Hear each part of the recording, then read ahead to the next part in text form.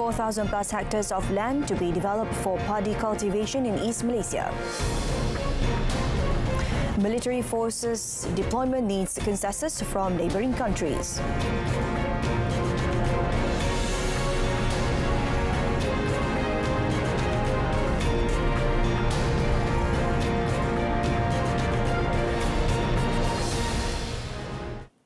The early incentive payment of RM2,000 for civil servants grade 56 and below, as announced in the 2024 budget, is a recognition of the services of civil servants pending a review of the Public Service Remuneration System (SSPA). Regarding the review of the SSPA, Prime Minister Datuk Seri Anwar Ibrahim said he wanted it to be completed before the middle of next year so that the outcome could be shared during the tabling of the 2025 budget. Sebab itu saya rasa elok kita berikan signal bahawa kita akan beri perhatian lebih baik kerana tidak menusabah untuk mengharapkan prestasi itu meningkat tinggi, produktiviti tinggi, tapi kadar upahnya tidak meningkat. Datuk Seri Anwar also hoped that employers in the private sector would make a similar move taking into account the current economic factors.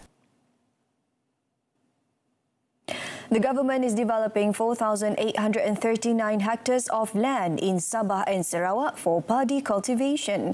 Deputy Prime Minister Datuk Seri Dr. Zahid Hamidi said it would involve 2,159 hectares of land in Sabah and 2,680 hectares in Sarawak. Pada khidmat saya, Sabah dan Sarawak amat memerlukan modaliti yang sama untuk dilakukan, maka saya ingin mengesahkan bahawa 50,000 hektar yang dimasukkan itu adalah satu perancangan jangka panjang. Tetapi setakat ini seluas 4,839 hektar telah disahkan untuk dibangunkan, di mana 2,159 hektar di Sabah, iaitu di Beluran dan Kota Belud, dan 2,680 hektar di Sarawak, terutamanya tumpuan di kawasan Batang Lupa. The Deputy Prime Minister said the plan to develop the affected areas for padi cultivation, which is aimed at improving the country's self-sufficiency level, had been discussed with the Premier of Sarawak and the Chief Minister of Sabah. He added Felkra Berhad had been tasked to develop the area into a large-scale padi estates, following its success in developing more than 4,500 hectares for padi planting in Seberang Perak. The Ministry of Education said a total of RM788.13 million has been allocated specifically for the early schooling and under the 2024 budget. It said the one-off aid payment of RM150 to each student will benefit more than 5.25 million students.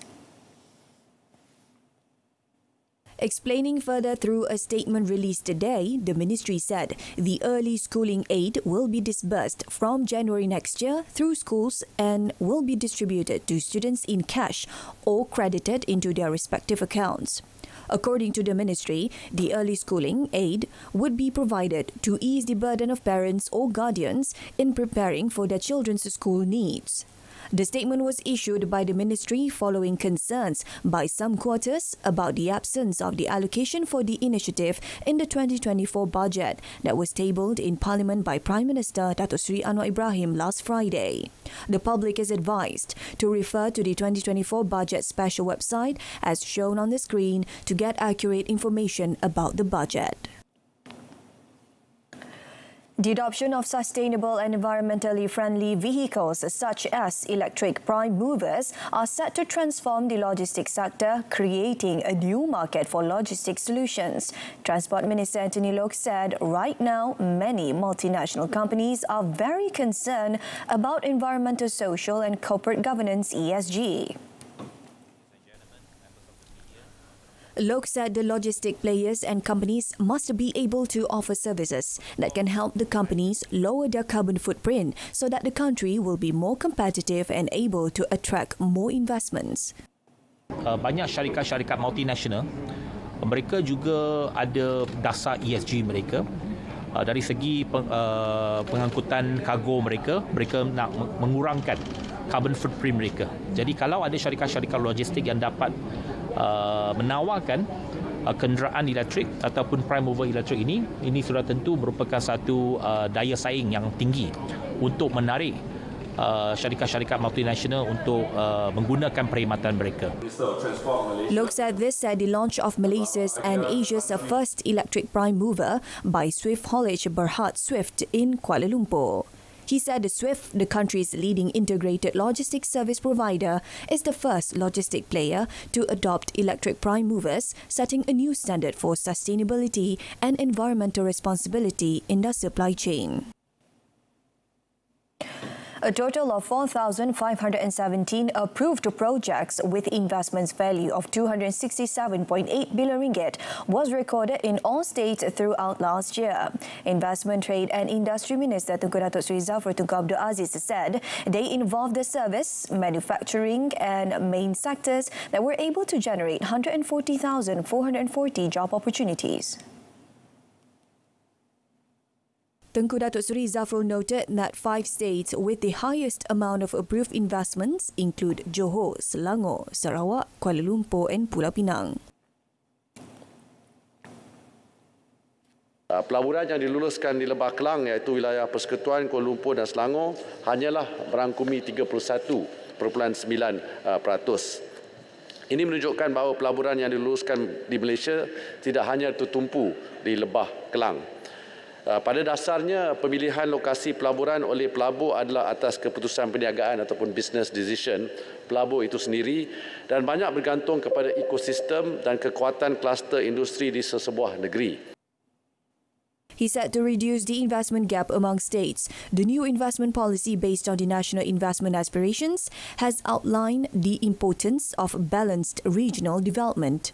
He also revealed that 984 proposed projects involving estimated investments of 105.3 billion ringgit were under negotiation, supervised by the Malaysian Investment Development Authority as of 31st August.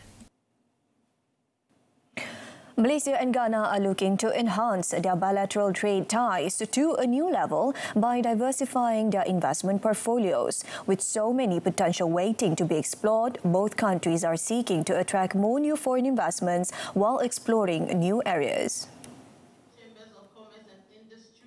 With the annual gross domestic products reaching $72.84 billion in 2022, Ghana is one of Malaysia's important trading partners, especially in petroleum and palm oil sectors. It's a good time for us to engage with our brothers and see how best we can work together in the business and investment field. We have come in here to try and tap into the opportunities that exist in Malaysia and see how best we can attract investment from the captains of industry in Malaysia, and also to strengthen the relationship between Ghana and Malaysia. We might be distance apart, but distance nowadays is nothing. All right. For us, we look at Ghana as our important trading partners. Our export are largely for palm oil and palm oil products, as well as petroleum products. So we are looking forward to diversify more export of Malaysia into Ghana, particularly in sectors like processed food, chemical products, as well as machinery and machinery equipments. This is something that we could offer more to our partners in Ghana in order to diversify our export to Ghana. We are here in Malaysia because we believe that we can get a lot more investments suitable for our environment. We are looking at the manufacturing sector, for instance, OEM for the automotive industry, agro-processing, ICT. We know Malaysia is quite strong in ICT, financial services, health, and tourism, just to name a few. And we know there are some similarities, and we want to build on what we started some time ago, because we've seen what Malaysia can do, and we believe that if we work together, we can also attract, some meaningful investments into Ghana. Between 1995 and 2021, the exports of Ghana to Malaysia have increased at an annualized rate of 22.2%, from 2.31 million to 425 million US dollar, while Malaysia exported 570 million US dollar to Ghana in the same year, indicating the increasing economic ties between both countries. The main products exported from Malaysia to Ghana were refined petroleum, palm oil, and hot-rolled iron bars. Our two countries have since included. Budget 2024 reflects an important step forward in prioritising the financial security and prosperity of Malaysia's ageing population. According to Employees Provident Fund EPF Chief Executive Officer Datuk Seri Amir Hamzah Azizan, the budget prominently addresses some of the concerns the EPF had raised on the long-term financial well-being of Malaysians. Elaborating through a statement released today, Datuk Seri Amir Hamzah said, with a concerted effort to strengthen EPF's resources and retirement allocations, the budget highlighted the unity government's commitment to ensuring the dignity and comfort of its citizens. He said the old age well-being of the rakyat remains one of the government's priorities due to the low level of protection under the formal pension and retirement schemes among Malaysians. The CEO further expressed confidence and belief that these initiatives can help Malaysians increase their retirement savings and foster harmony and well-being in the family unit. He added that as a retirement fund, the EPF supports and will work with the government in realising the aspirations of Malaysia Madani to ensure the retirement lives of Malaysians are secured. The Budget 2024 builds a foundation for a sustainable development agenda that aligns with the National Energy Transition Roadmap or NETR, New Industrial Master Plan or NIMP 2030 and a Midterm Review or MTR of the 12th Malaysia Plan as guided by the Economy Madani framework. These policies will support the government's efforts to reform the industries by nurturing higher economic complexity and aggressively embracing technological innovation and product sophistication. In this regard, a focus will be given to the high-growth, high-value or HGHV industries and several sectors such as aerospace, electrical and electronics, chemicals, pharmaceuticals and clean energy to propel Malaysia towards technological advancements and competitiveness. A favourable business environment is imperative to foster a more interconnected and vibrant domestic economy, and this will be achieved by leveraging robust infrastructure, a large talent pool, abundant natural resources, as well as vast technological adoption, digitalisation and innovation. As Malaysia aims to rank among the top 30 economies in the world within the next decade, the nation must possess the traits of advanced and high-income economies that are characterized by innovation-led and knowledge-intensive economic activities, advanced technology, robust infrastructure and skilled workforce.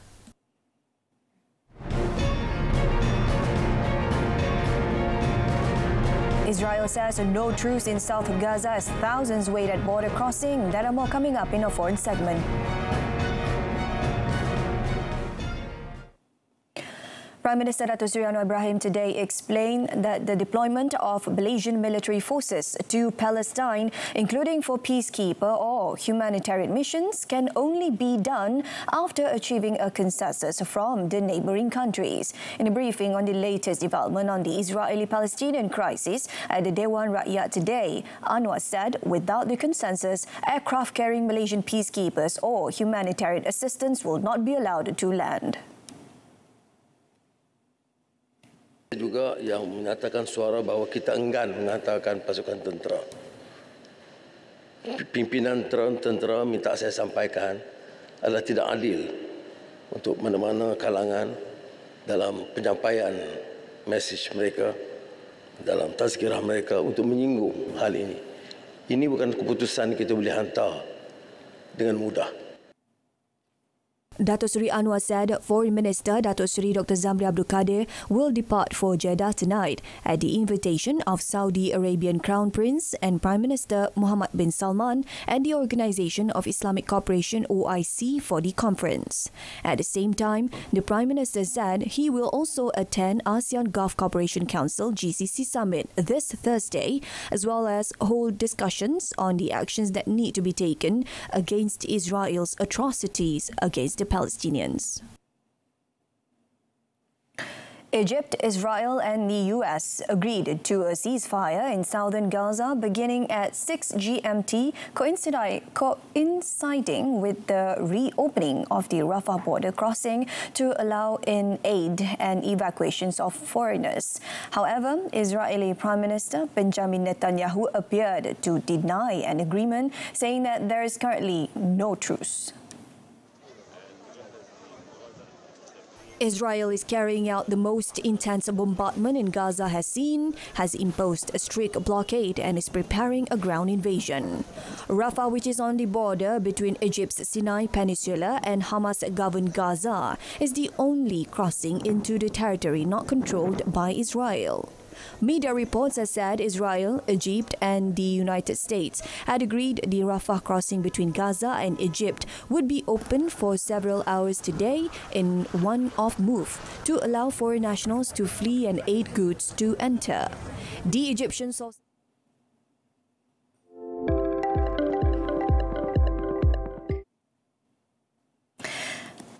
All right, now we move on to our next segment of our bulletin, On the Table. Over to you, Mohana. Thank you very much, Shu. Good evening. With the Budget 2024 presented by the Prime Minister, Dato Seri Anwar Ibrahim, who is also the Finance Minister, let's get some insights and thoughts of the experts. Live with us in the studio tonight is the Council Member of the Chartered Tax Institute of Malaysia, Mr. Harvinder Singh. Welcome to the program. Thank you very much, Mohana. It's good to be here. So let's begin with some key takeaways from the recently tabled budget. Let's look at both for the rakyat and the businesses. Perhaps you can tell us what's new in this budget. Okay, thank you once again. Good evening, Moana, and thank you very much for inviting me to share my thoughts on Budget 2024. Firstly, this is the largest budget we've seen in terms of the fund allocation, and more funds have been allocated for purposes of pump priming the economy further. To enhance the existing initiatives that were launched in Budget 2023, the project, Payung Rama, you've got the Rama meals, you've got the Rama, goods, etc., and also the income earning initiatives, incentive. Pendapatan Rakyat, Initiative Pendapatan Rakyat. So funds have been allocated for that. We've not seen any reduction of taxes for both personal and corporate taxes. And there's been a slight tweak to the personal reliefs for individuals. If you talk about medical expenses for self, the individual, the wife, or the spouse or the child can claim up to 10,000. There's an additional 1,000, or rather 1,000 ringgit has been included, right, to be claimed as part of the 10,000 for dental expenses. So minor tweaks like that. We've not seen, therefore, any reduction of taxes in Budget 2024. This was incorporated in Budget 2023. To me, Budget 2024 is like phase 2 of the overall Madani project or Madani budget, where Budget 2023 of phase 1, the focus was on alleviating poverty, managing the rising cost of living, and to basically provide more disposable income to the rakyat by reducing taxes. Budget 2024 phase 2 is essentially looking at now, once the ship has been steadied a little bit, how do we raise revenues, additional taxes. And so that's the focus of Budget 2024. And what are these additional taxes? Again, when you talk about formulating this, the additional taxes that have been introduced, two main issues have been sort of critically looked at. The first one being that, of course, there's a need to raise additional revenues, so you've got to put in some new taxes as one of the means. The other one is to manage the rakyat's burden. There should not be any burden on the low-income group. So the type of taxes that have been introduced are basically for the well-heeled or the better off in society. One of it is capital gains tax, and it's limited essentially to disposal of shares in private companies. So again, it's probably those that have greater affordability that would be impacted by this. Right. And the other one, of course, is previously it was known as the luxury goods tax, or it was touted as that. It's come on board as tax on high-value goods. The rate of capital gains tax, 10%, and for the tax on high-value goods is at 5 to 10%. Right. In addition to that, of course, there's been an increase in the service tax rate from 6 to 8%. But we've not seen the reintroduction of GST, for example, or carbon tax, which has been talked about for some time, but sort of forgotten for now, because the GST and carbon tax would basically increase or raise the burden of, increase the cost of goods and services, and therefore it's currently probably not the opportune time to introduce this. Right. Maybe something for the future. Okay. Now, you mentioned about service tax being increased from 6 to 8%, and I understand that this is an exception aside from the food and telecommunication industry. So the government plans to expand the scope of taxable services also, such as logistics, brokerage, underwriting services, and karaoke. Karaoke. It's going to be more expensive, yeah. Right. So tell me, how will this impact Malaysians? Again, in terms of, for the purposes of increasing the tax or revenue collection, currently, based on statistics that we have, or I know, the service tax collection is about 28 billion. Okay. So by increasing it by 2%, an additional maybe 9 to 10 billion could be collected. As part of the idea of raising additional taxes. Again, as announced by the PM in the budget, it's to not again put any additional burden on the rakyat. Food is our favorite pastime, I suppose we could say that. And so it is not, does not include the F&B industry. However, I think there could be an indirect impact for the F&B operator that's purchasing supplies from parties that are subject to, they have to increase. Yeah. So the cost of those goods perhaps may incorporate the additional cost for the services. So there could be a cascading effect on the rakyat as well. So perhaps not as significant or severe, but there would be some impact of that as well. Okay. I'd like to ask you about this, the e-invoicing. So that's going to be implemented from 2024 onwards. And I understand that's to narrow the tax gap, address leakages, address the grey economy or shadow economy. So what are the potential benefits and challenges of doing this? Well, the e-invoicing system, or the introduction of e-invoicing, is, I think, one of the major tax reforms that have been introduced in the country the last few years. The whole idea actually is to ensure that every business transaction comes under the purview of the tax authorities. Right. So in simple terms, if I'm the supplier and you're my customer, my invoice will have to go through the IRB's portal to be validated. A QR code will be basically created, and you can have access to that invoice. And so every transaction essentially will be known to the IRB on a real-time basis. Right.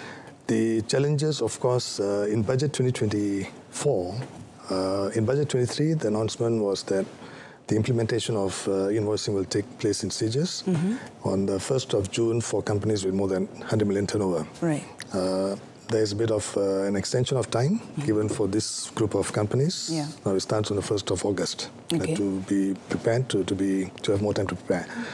But the rest of the industry or businesses were supposed to come on board fully only in 2027. But that has been brought forward to 1st of July 2025. Okay. So by 25, essentially, all businesses would essentially need to use the invoicing system. So this affects everybody? It affects everybody. All kinds of business? Affects every business, affects all and sundry. Of course, if they're the hardcore that don't want to come on board, they will then perhaps try every trick in the trade. From the tax authorities' perspective, whether it's, if you look at the nasi lemak seller, etc., it's not significant. Okay. You will capture a significant portion of the economy. Right. So in terms of tax compliance, in terms of bridging the gap, in terms of ensuring that the GDP to, tax collection to GDP ratio, which was also mentioned by the PM in the budget speech, which is currently at about 11.9 or 12. We need to bring it up to 14%. Right, so this will help to do that. There is a need to mandatorily reduce the fiscal deficit from to 3% of GDP in 3 to 5 years' time, based on the Public Finance and Fiscal Responsibility Act. So the capital gains tax additional collections may not be very significant. Neither will the luxury goods tax collections. Service tax may contribute about 10 billion. Right. But the bulk of the tax collection will come from the reformed system of tax reporting. All right. So I believe that's where we're heading. Okay. This will mean that essentially the widening of the tax database, right? So, which will also, if you talk about benefits, right? Just a very quick one on that. Yeah.